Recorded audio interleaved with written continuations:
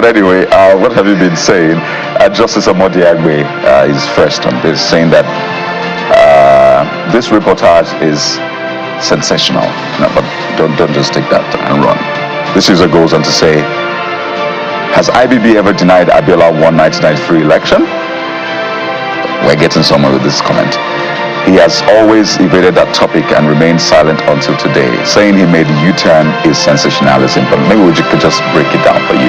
Someone annulled the election, so saying that you didn't win the election. But today, yesterday rather, the person said, based on the facts available now, or to him, the person actually won the election.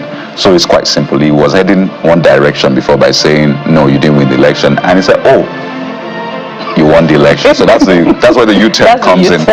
Justice Amodiagbe. I hope you understand that context. Kadi, Jeffrey, that's why I said that table, is run by rules that only those former presidents can understand. Who knows? Maybe another 5 years from now, we'll be just making some more discoveries and some more U-turns will be shaping our national history. And at that point, we'll be asking ourselves again the same questions. What do we do? Should we forgive them and just move on? Or should we just, turn over on the other side of the bed and yawn, as usual? That's Nigeria for you. The place of accountability is very, very slim, perhaps almost crowded out as far as governance is concerned. And I think that is the biggest, sticking point that dots every administration. And it is something for not just former presidents to reflect on, but everyone that has an opportunity, to take up leadership spaces at the subnational level and at the national level. The next user is Dr. Muyiwa Ajao, who says, truth will always prevail. There is nothing anyone can do against the truth, but for the truth. I like that. There is nothing anyone can do against the truth, but for the truth. And there is more honor in acknowledging truth at the onset rather than in the end.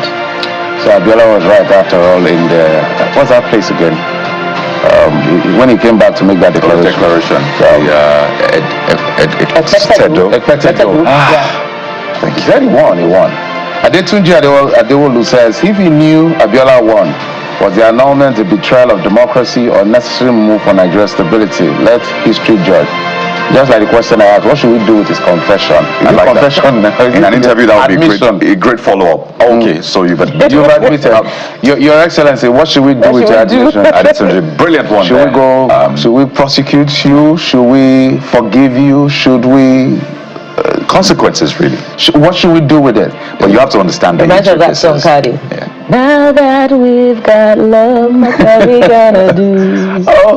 Thank you for singing. At least you're dancing all of the tension in that one. IBB, Ibrahim Badamasi Babangida is an interesting individual, interesting elder statesman now. Even though some people get offended when you use those words on people like him. But he's an elder statesman. But that's. But I'm telling you, there's okay, you prefer elder head of statesman or so? But that's what it is. It was our head of state. He did some good things, and did some terrible things. Guess what? His admission right now makes President Tinubu look really good. Yeah. So when I mean terrible things, is the admission that he should have stood up as the head of state to say this man won. But he is also saying that I did it for national interest. So is it terrible? Well, let's just rephrase that word. He did good and bad at the organization. No, because now a lot of people will turn their attention away from their misgivings with President Tinubu. I remember that, IBB had done something in the past. So right now, President Tinubu will enjoy some break. Because we'll just remember that, there was someone who did something terrible in the past. All of the inflation, Remember? Yeah. The beginning of the deceleration. A lot of people will move. The beginning of the deceleration of our currency started with him.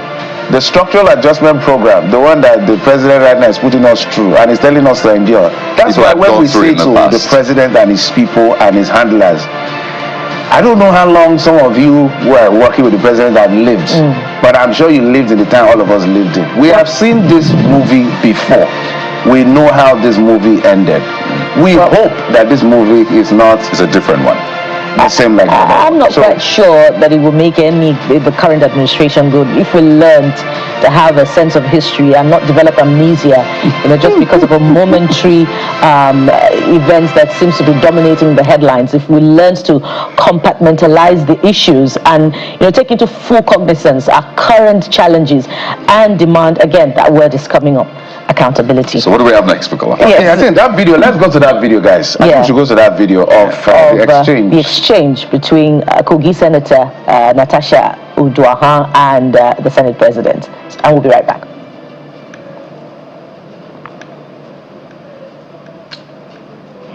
Okay, apparently, as soon as we get that video ready, so we need to act it out so people understand. All right, so it concerns seats, as we have seats here.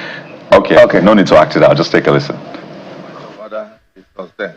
Order, please. Nice to see that. That is the order of the Senate. Sir, order 10 on privileges. Asha, Any senator may rise at any time can the to speak upon a matter of privilege suddenly arising, and he shall be prepared to move without notice. A motion declaring that the content of breach of privilege has been suspension immediately.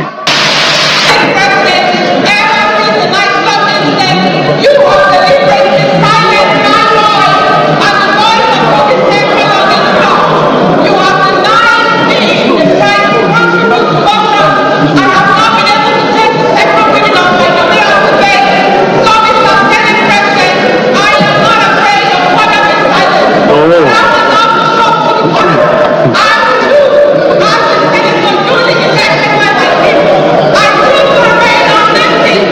How you what you will do, Mr. Senate President, is to suspend me from thinking. And I promise you, the part that I am suspended does not mean that I will cease to contribute my program to the development of my people, the women of Nigeria, and Nigeria's advance.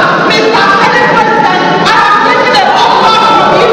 Now I don't want to speak publicly, but you should hope I will tell Nigerians know how you have discriminated against me, how you have maligned me, how you have dehumanized me.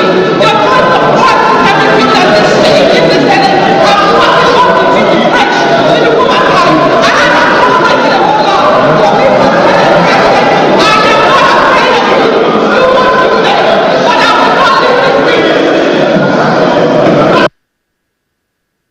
Okay, that was really flaring there. Yeah. That was really the glows were off, literally. So let's give people the context. So we understand that there were defections.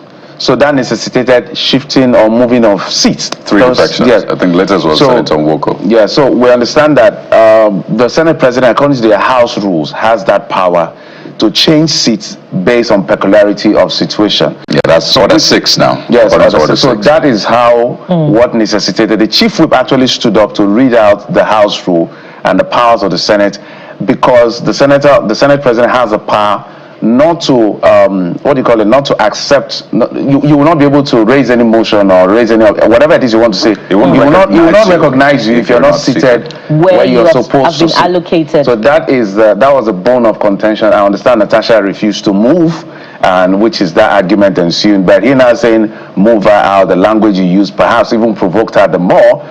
Maybe she didn't feel dignified enough, but she also went out of range, pointing him. I know that the men who were there, I even saw the former deputy governor of Rivers State, Banigo. Oh yeah. Come. Women are very few in that house, so the women have some of them. 4 of them. So what happened was there are two things here. There is the person of Senator Godswill Akpabio from Akwa Ibom State. There is the Senate President. Office of the Senate President. So perhaps that's why they were appealing to her, like, even if you don't want to respect the individual, respect the seats and just obey. And we saw another senator, his name escapes me now, from Kogi State, apologizing on behalf of the Kogi caucus of the senators. But listen to the words of the senator from Kogi, Natasha Akpoti-Uduaghan. You have maligned me.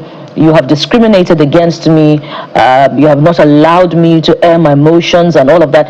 It appears as if beyond what we see transpiring Yesterday. during plenary, there's more, and there are conversations that need to be had. Jeffrey is calling for counseling. Maybe that is what is required as an intervention to sort of douse the tension and ease the frosty relations between Senator from Kogi and the Senate President. Yeah, it was Senator Jibrin, as you said, from Kogi East, that apologized. But something a lot of people missed yesterday, and I want to quickly raise it, is that, do you know that at the gallery, just before plenary started, the Senate President acknowledged the presence of students from secondary schools who had come to observe plenary. Oh dear. They were seated right there. So, usually as a student, you go for all these field trips. Let's see how governance works. Let's see how they make laws that affect our lives. You would even write a report about it when you return. So they were like, let's go there because we expect to see, how governance operates, so that when we get there, we know how to also act. So they acknowledged those students, and few minutes after this ensued. I'm imagining I'm one of those students right there observing that. What would you think of Nigeria? What kind of report would you write? What would you do when you get there? Let us hope that those students do the right thing and not let this, taint their future. But a lot of people are referring to this happening some years ago between now Senate President and former Senate President Bukola Saraki. But what's quite interesting, guys? After that exchange, Senator Akpabio apologized. So would we see Senator Natasha Akpoti-Uduaghan apologizing just as it happened there? Let's take a look. See.